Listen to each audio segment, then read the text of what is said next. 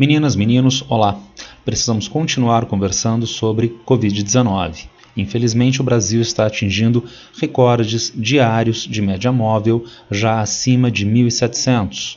Também diariamente ao longo dessa semana, eu falo no dia 13 de março, o Brasil normalizou mais de 2.000 mortos por dia, atingindo também essa semana o recorde diário de número de mortos. A evolução da Covid está significativa, portanto, aqui no Brasil. E uma série de erros, uma série de problemas que nós já deveríamos ter superado lá no ano passado, lá no primeiro semestre, continuam dados. Erros como, por exemplo, a abordagem de contenção do vírus a abordagem de contenção da circulação do vírus através da contenção da circulação de pessoas, o velho isolamento, distanciamento social e a potencialidade de lockdown em algumas cidades, em algumas localidades.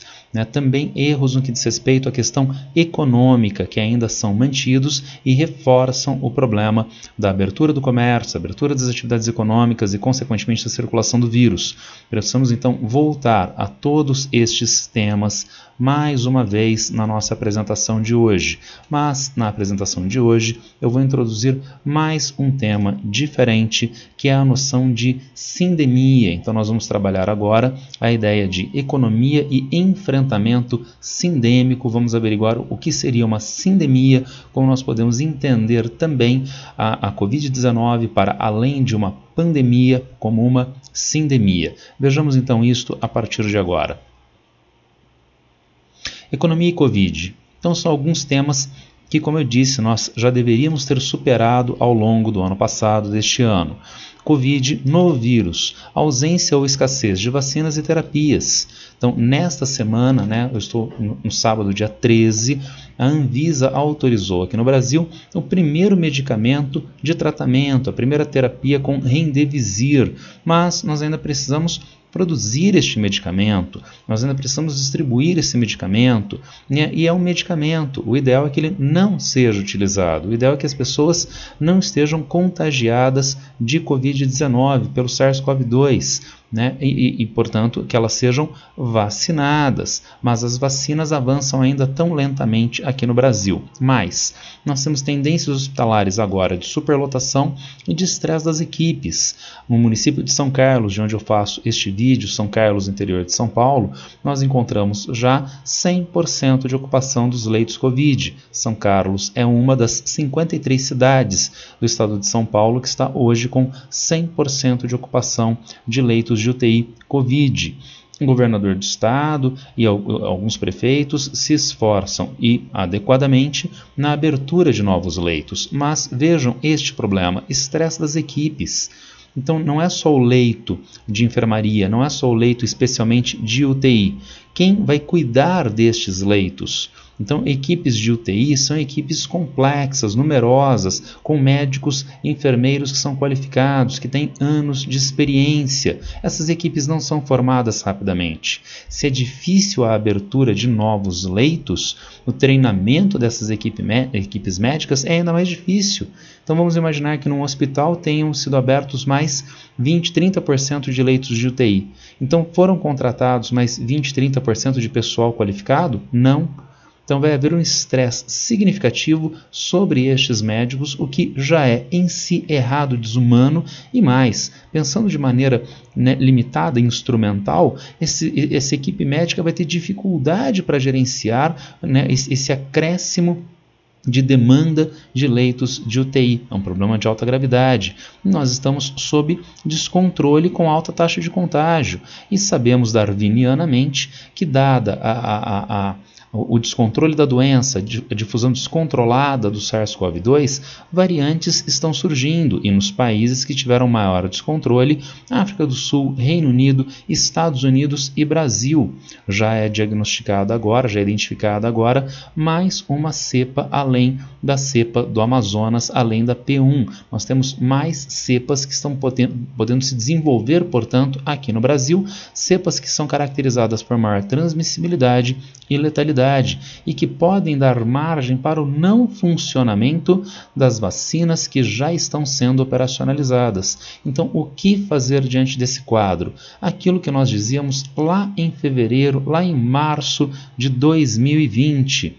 Combate à pandemia de forma clássica, interrupção das vias de contágio, via aérea, superfícies infectadas, através do quê? Isolamento e distanciamento social, em graus variados, ao longo do tempo, em diferentes lugares. Então o Brasil é realmente um país continental, mas ele precisa implementar essas restrições em alguns lugares onde a pandemia atua mais intensamente. Então essas restrições de mobilidade devem ser mais intensas, tendendo até ao lockdown, ao fechamento completo em algumas cidades, para que o vírus não circule, para que haja tempo, para que haja o desenvolvimento e aplicação das vacinas, para que haja a possibilidade de imunização coletiva. De onde vem a pergunta? Mas isso não prejudica a economia? Sim, óbvio que prejudica. Mas se a gente tem um problema de saúde pública novo, uma nova doença, então nós precisamos gerenciar as duas coisas ao mesmo tempo e sem perder de vista o controle da pandemia. Isto é um estudo que saiu da Unicamp, veja, o Instituto de Economia da Unicamp.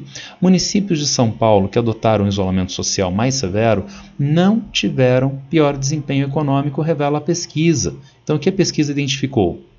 Nós temos municípios com maior rigor no isolamento social, havendo, consequentemente, uma redução significativa de casos, internações e mortes, e um processo que é melhorado do ponto de vista de saúde pública se for feito em municípios vizinhos, porque há trânsito de pessoas entre os municípios. Então, esse trânsito tem que ser controlado. O processo de fechamento de atividades deve ser organizado entre esses diferentes municípios e, quando isso é feito, o estudo da Unicamp identificou, há uma tendência de uma redução mais significativa de contagiados, de internados, de mortos por Covid-19. E nesses municípios que atuaram do ponto de vista de saúde pública mais intensamente, não houve perdas econômicas maiores. Então, há ônus econômico? Sim, óbvio que vai haver. Estamos em uma pandemia. Agora, como esse ônus econômico pode estar dado? Se há privilégio para a atividade econômica, isto é, a manutenção das atividades econômicas abertas, há ônus econômico. Há ônus econômico por quê? Descontrole sobre a doença, privilegiando a atividade econômica, gera insegurança, gera pessoas infectadas, gera falta no trabalho, gera depressão do consumo dada a condição de insegurança e, portanto, problemas econômicos. As cidades que fizeram o fechamento também tiveram problemas econômicos, mas não mais do que as que não fizeram o fechamento de atividades. E ainda mais, tiveram o ganho em termos de saúde pública, sendo que esse fechamento de atividades pode e deve ser tratado de outras formas, exige outras soluções, que eu já falei em vários outros, em 2 ou 3 outros vídeos anteriores, e infelizmente eu tenho que voltar porque nós estamos errando novamente. Flexibilização monetária. Então o comércio está fechado, há atividades econômicas fechadas para que as pessoas fiquem nas suas casas e não haja circulação do vírus? Sim.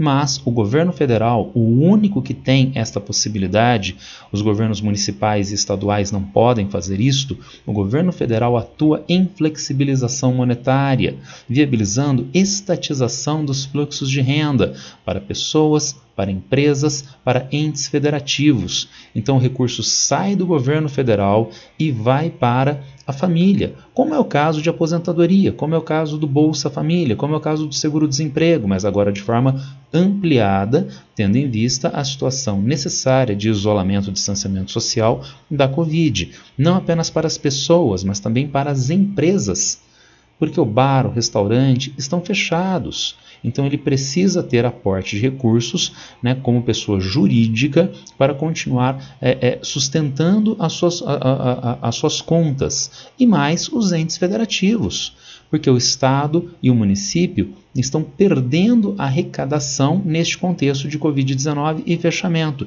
e também precisam ser contemplados com estes recursos. E daí que vem o problema, vem a pergunta tão usual: isso não vai gerar inflação? Então, a gente não deve fazer isto porque vai gerar inflação, vai gerar um mal ainda maior. É incrível pensar que o processo inflacionário é um mal maior do que você ler que 2.300 pessoas foram registradas em óbitos em 24 horas. É incrível colocar essas duas coisas em equivalência. As vidas são mais importantes, mas, pior ainda, não vai gerar inflação. Não gera inflação porque na União Europeia e nos Estados Unidos, esses pacotes de ajuda foram muito mais significativos do que aqui no Brasil. E não houve surto inflacionário na União Europeia e nos Estados Unidos. E inclusive porque o governo tem recursos fiscais e monetários para enxugar o eventual excesso de liquidez. Então foi colocado muito recurso na sociedade. Então esse recurso em excesso pode estar gerando aumento de demanda e aumento de preços, inflação. Não deve gerar, porque o mesmo poder público, o governo federal, União, que disponibiliza esses recursos, tem recursos fiscais, tributários, para reverter esse quadro. Cobrança de impostos que tira eventualmente essa liquidez, tira este excesso de recursos da sociedade, né? E não gera inflação. Mais recursos monetários, como por exemplo o depósito compulsório.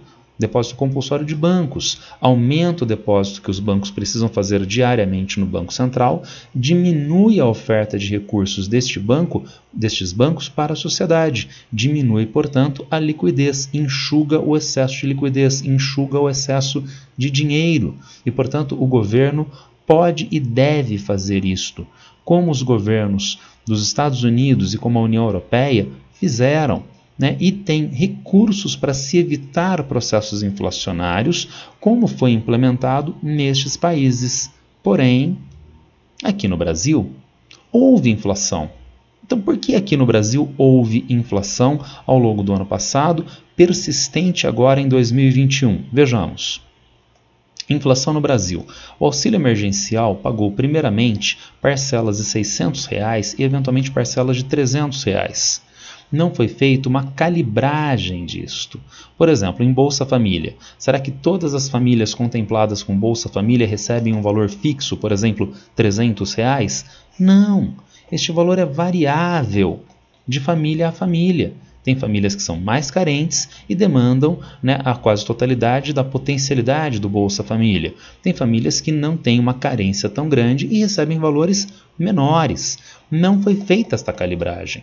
O governo pagou primeiramente R$ 600 para todos os beneficiários de auxílio emergencial e eventualmente diminuiu para R$ 300. Consequentemente, famílias ficaram descobertas, não receberam nenhum valor, nem o outro, nem o valor inicial e depois o valor final de R$ 300, e teve famílias que aumentaram a sua renda durante agora a Covid-19, as famílias contempladas. Segundo estudo do IBGE, houve um aumento de 24%, 25% do rendimento médio das famílias contempladas com auxílio emergencial. Segundo este mesmo estudo, no ano passado, as famílias categorizadas pelo IBGE como de baixa escolarização tiveram um crescimento da renda de 154%. Então, vejam, o governo errou porque ele tinha que ter calibrado estes valores para as demandas das famílias. Como, eu insisto, já é feito em Bolsa Família e ainda mais, na nova edição de auxílio emergencial, que está para ser concluída agora, estou falando de novo, em março de 2021, em 13 de março, há uma notícia hoje nos jornais que o ministro da Economia, Guedes, diz que o auxílio emergencial poderá ser pago em abril. Então nós temos já janeiro, fevereiro, março, que pode ser inteirinho sem essas pessoas receberem auxílio emergencial. Agora, nesta nova versão, circula pela imprensa que haverá o escalonamento. Algumas famílias recebendo maiores, outras famílias recebendo menores valores. Então, de fato, essa crítica parece sustentável na medida em que no Bolsa Família há esse escalonamento e agora o governo descobriu que ele precisa fazer esse escalonamento para atender melhor mais famílias, tudo bem? Mas nós temos desdobramentos deste processo. Vejam vocês, segundo a reportagem do G1, arroz e óleo mais caros. Entenda por que a inflação dos alimentos disparou. E o G1 destaca que foram problemas ligados à desvalorização do dólar aqui no Brasil, que tornou o mercado externo mais atrativo, além, assunto do slide anterior, do auxílio emergencial. As famílias com mais renda passaram a comprar mais alimentos, inclusive arroz e óleo, e daí oferta e demanda, o preço subiu. Mas outra reportagem do G1 nos dizia: o cenário para a inflação de maneira geral segue benigno e parte da alta de alimentos observada neste ano deve ser devolvida em 2021. Uma das razões para a manutenção dos preços mais comportados é a própria recessão e o desemprego, que dificultam a recuperação econômica, a recuperação da demanda interna e uma retomada mais rápida da economia. Então, segundo o G1, se mantém o processo recessivo, se mantém a economia em paralisia e isso faz com que os preços eventualmente não venham mais a subir, como se isso fosse uma boa notícia. Ainda mais, circulava na imprensa no ano passado que esta inflação de alimentos cederia, tendo em vista o fim do auxílio emergencial. As pessoas escrevem isso e parece que não têm noção do que estão escrevendo. Então as pessoas com dinheiro passaram a fazer o quê? Comprar ações do Facebook na Bolsa de Nova York? Não, comprar aquilo que elas sempre quiseram e nunca puderam adequadamente. Comprar arroz, comprar feijão, comprar óleo de soja, comprar frango, comprar comida.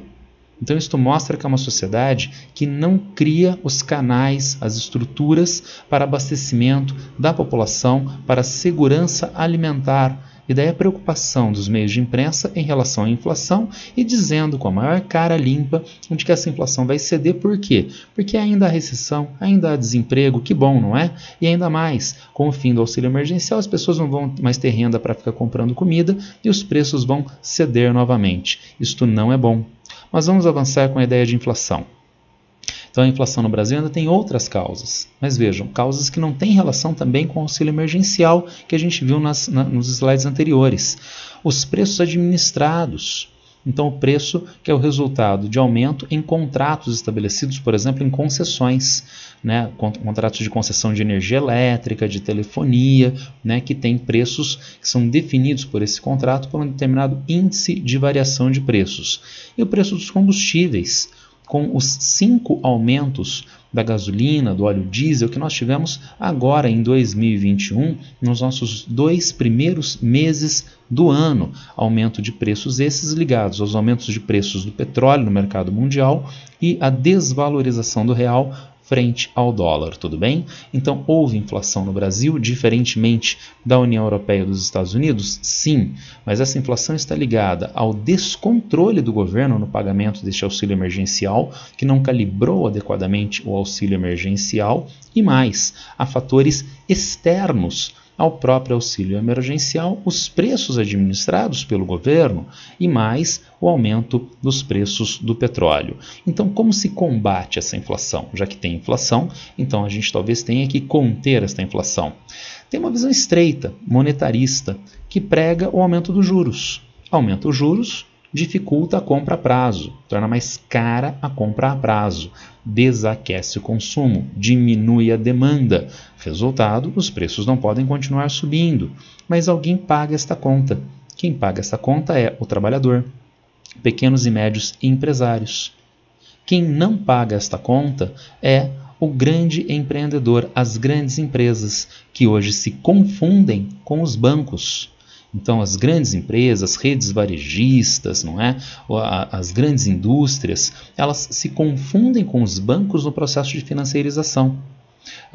E, consequentemente, os bancos com juros elevados recebem mais pelo dinheiro que é transacionado, que é comercializado. Então, os bancos, esses grandes empreendimentos, ganham às custas do trabalhador e dos pequenos e médios empresários. Há, entretanto, uma outra forma de combater a inflação, uma visão adequada, uma gestão ampla da economia, que envolve a ação de empresas estatais, que envolve a política tributária, que envolve a prestação de subsídios. Esta visão ampla, entendimento de economia de modo amplo e gestão democrática sob soberania popular.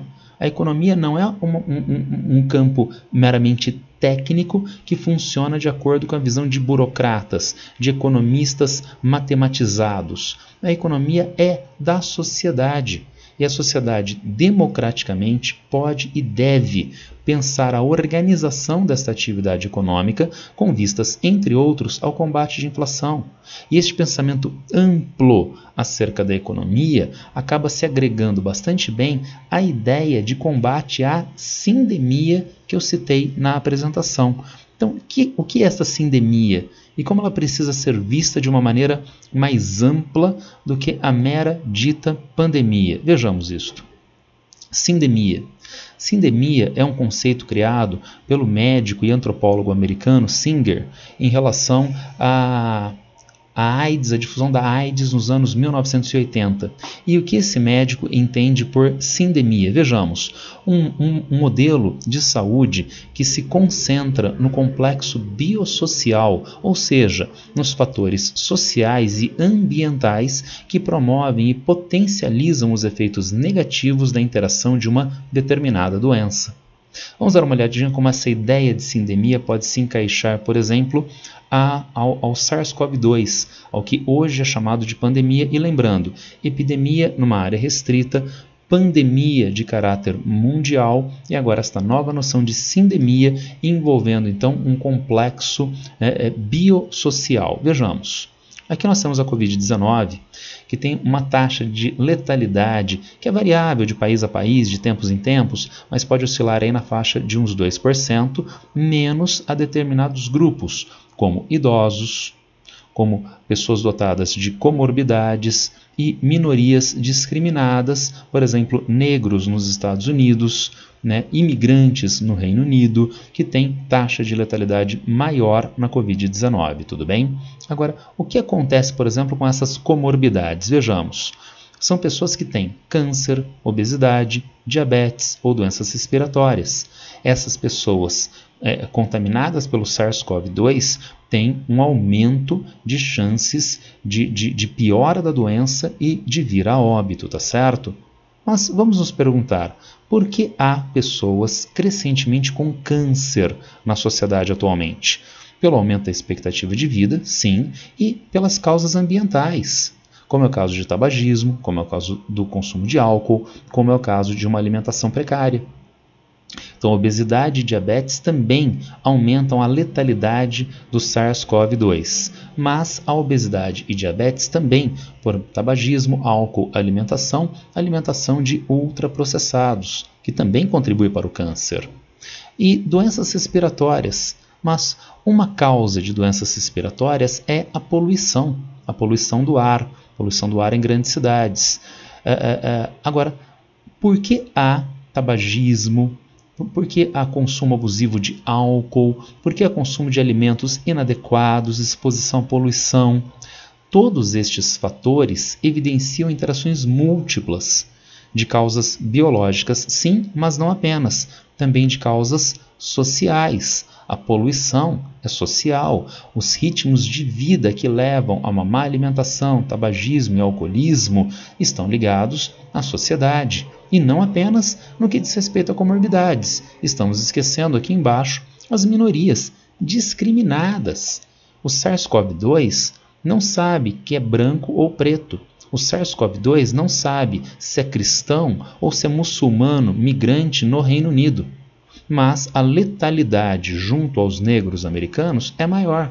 A letalidade junto aos migrantes no Reino Unido é maior pela discriminação e vulnerabilidade material ambiental junto a essas populações. Então nós precisamos entender a pandemia de uma maneira mais ampla, como uma sindemia, para que a gente possa combater a epidemia, sim, mas a pandemia, sim, dos jeitos tradicionais, mas mais do que isto, combater estas outras interações de caráter médico-biológico, de caráter social, que acentuam a letalidade, que acentuam a gravidade da doença. A gente pode entender isto a partir de um estudo que foi divulgado na revista Lancet acerca da ideia de sindemia. Sindemia global ligada à obesidade, à desnutrição e às mudanças climáticas, neste relatório da revista Lancet. Então vamos dar uma olhadinha nessa ideia de sindemia global. Então nós temos diferentes sistemas, desde os sistemas macro-governança até o sistema micro, ligado a essa sindemia global, ligada à desnutrição, à obesidade, a mudanças climáticas. Então eu nem diria parte, né? Então não tem um ponto de partida, porque são interações múltiplas, desde as normas legais, a organização da atividade econômica, as políticas públicas implementadas, dentro desses níveis mais amplos de governo, sistemas macro, passando por sistemas menores, a forma de produção e distribuição de alimentos, sistema de transporte, a organização das cidades, o uso do solo urbano ou rural, até nós chegarmos no nível micro, né, de até as pessoas, a ação das pessoas individualmente, nas famílias, nas comunidades, nos circuitos sociais, que implicam nas mudanças climáticas ligadas à desnutrição e ou obesidade. Notem bem, desnutrição ou obesidade pode ser a pessoa está desnutrida ou a outra pessoa está obesa. E que tal pessoas desnutridas e obesas? Então a pessoa está com sobrepeso, obesidade, mas ela não se alimenta adequadamente nos diferentes grupos alimentares. Ela está desnutrida e obesa, então nós podemos ter as duas coisas ao mesmo tempo. E como isto acaba se desenvolvendo? Como isso se desenvolve a partir dessas interações múltiplas? Vejam vocês. O macro influencia no micro. Então, a governança em nível macro, governos nacionais, colabora para a sindemia global quando? Então, nós temos fornecimento de subsídios agrícolas para monoculturas, para a produção de pecuária para abate, pecuária para carne ou para leite, produzindo alimentos de baixa qualidade, produzindo alimentos ultraprocessados que contribuem para a desnutrição, que contribuem para a obesidade. Obesidade é uma das comorbidades da Covid-19, que estão ligados em diferentes estudos ao desenvolvimento de câncer. Câncer também é uma das comorbidades da Covid-19. Mas um governo que financia sistemas de transporte que são individualistas, né, e que são baseados em veículos automotores rodoviaristas, portanto, um transporte rodoviarista individualista, que aumenta a oferta de poluentes e, portanto, dentro dessa sindemia global, ligado à ideia de mudanças climáticas. Mas voltando à Covid-19, poluição que acentua as doenças respiratórias, que também se manifesta como comorbidade. Daí nós temos o que gera o direcionamento de uma agricultura vinculada ao agronegócio, uma agricultura vinculada ao mercado, que produz alimentos de origem animal, e uma pecuária que consome uma área significativa das terras agricultáveis do mundo, dada essa agricultura ser extensiva. Consumindo uma área tão significativa, acentua o desmatamento com danos ambientais e que contribui para as alterações climáticas, as mudanças climáticas mundiais. Uma agropecuária que produz commodities agrícolas que contribuem para os alimentos ultraprocessados, de novo, câncer, obesidade, comorbidades da Covid-19, além de commodities agrícolas que alimentam o gado. Vejam que dado alarmante, cerca de 97% do farelo de soja, 60% da produção de cevada, né, e milho são destinadas a alimento para animais de corte. Então a gente tem uma agricultura que não alimenta as pessoas, nós temos uma agricultura que alimenta o gado, né, que vai ser abatido para alimentar algumas pessoas. Mas a proteína animal, a carne, é mais calórica do que esses alimentos, então seria uma vantagem. Não é uma vantagem, é um desperdício. Nós sabemos que nos diferentes níveis tróficos, conforme a energia vai passando, ela vai sendo dissipada. Então a gente gasta muita energia para produzir os produtos agrícolas. Ao invés de nós usarmos esses produtos agrícolas que já geraram dispêndio energético para alimentar as pessoas, nós alimentamos o gado e geramos desperdício de energia nessa transição. E por que se alimenta o gado? Porque é um produto que vai ter valor de mercado mais elevado, sendo, portanto, vantajoso para este agronegócio em termos econômicos, mas não é vantajoso em termos alimentares, para a segurança alimentar. Quem não tem renda não compra. Não é vantajoso no ponto de vista da qualidade da alimentação, uma alimentação que é excessiva em alimentos de origem animal. Tudo bem? E daí nós temos as diferentes interações, vejam vocês. Desnutrição, que aumenta a insegurança, está ligado ao aumento da insegurança alimentar. Nós temos o aquecimento global, que está ligado ao aumento da obesidade, temperaturas mais altas que dificultam atividades físicas, que dificultam a produção de alimentos como frutas, verduras, legumes, retroalimentando esses problemas da sindemia global ligada à desnutrição, mudanças climáticas e obesidade. Tudo isso traz à mente, novamente, a velha Conferência de Alma-Ata. E o que é a Conferência de Alma-Ata? É uma conferência no âmbito da Organização Mundial da Saúde, realizada lá nos anos 1960 e dentro, portanto, do contexto de Guerra Fria, né, de oposição entre Estados Unidos e União Soviética. A reunião de Alma-Ata era um ganho da União Soviética em controle sobre a Organização Mundial da Saúde frente à competitividade com os Estados Unidos. Alma-Ata, uma localidade hoje do Cazaquistão e, portanto, da União Soviética nos anos 1960. E o que se debateu? O que ficou resolvido desta reunião de Alma-Ata? Nós poderíamos colocar assim, olha só, reforço de atendimento primário. Então, ao invés de atendimento especialista, né, o atendimento com médicos especialistas, o atendimento primário de saúde, o atendimento ambulatorial, o médico de família, o médico que visita a residência e mais. Reconhecimento do componente social para a promoção da saúde. Então não há, segundo Alma-Ata, pessoas sãs em uma sociedade que não funciona adequadamente. Então a sociedade tem que ser promotora de renda, de informação. A sociedade deve viabilizar saneamento básico. A sociedade deve viabilizar segurança alimentar.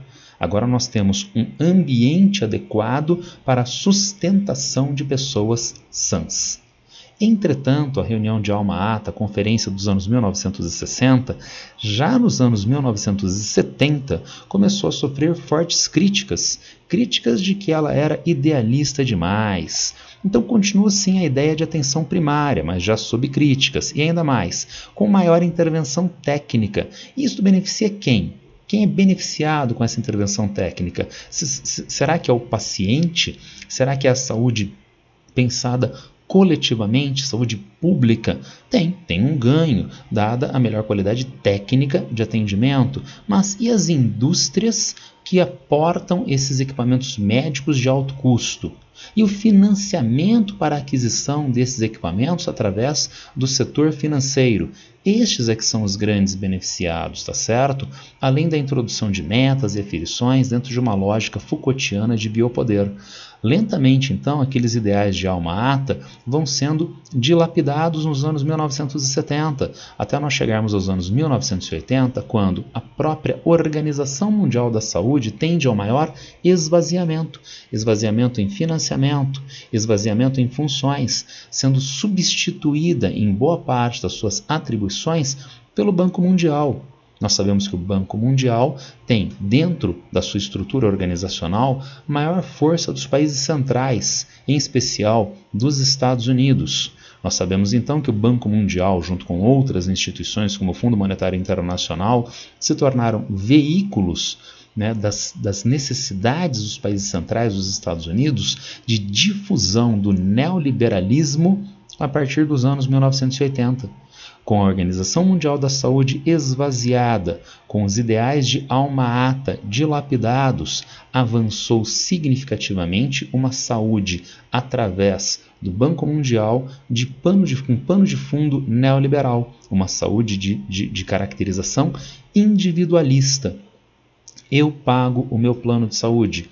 Eu consulto o médico quando eu quiser e pago o meu médico. Médico especialista, médico com equipamentos médicos. Esta saúde é uma saúde que contempla as necessidades empresariais, mas contempla as necessidades da saúde efetiva da população? Não contempla. E não tem capacidade de contenção nem da pandemia e muito menos se nós pensarmos no conceito mais amplo de sindemia, porque isso exige uma visão de conjunto, isso exige políticas públicas de envergadura, de amplo espectro que possam atacar ao mesmo tempo os diferentes fatores causadores e que interagem entre si, acentuando o problema, por exemplo, da Covid-19. Tudo bem?